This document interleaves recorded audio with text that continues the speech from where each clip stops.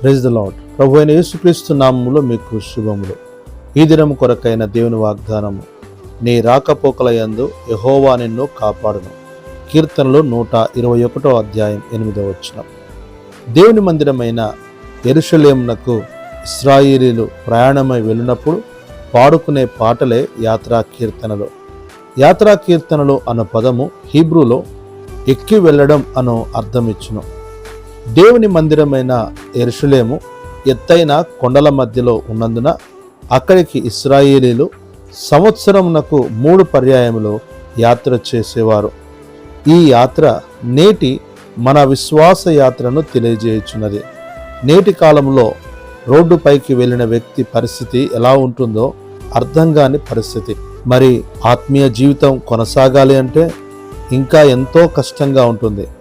విశ్వాస యాత్రలో మనకు ఎదురయ్యే ప్రతి విధమైన శోధనలో, దుష్కార్యంలో నుండి ఆయన మనలను తప్పించి యేసుక్రీస్తు అను గమ్యమునకు చేర్చువాడై ఉన్నాడు. నాడు ఇశ్రాయేలీలు తమ కానాను యాత్రలో ఆహారము, నీళ్లు, మాంసము, అధికారము అంటూ ఆయనను శోధించిరి.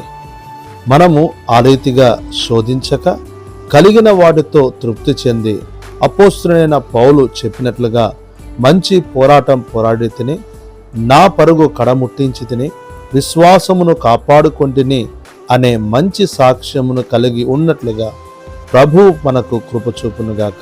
ప్రభు నీకు తోడయుండి నేను నడిపించునుగాక. ఆమేన్.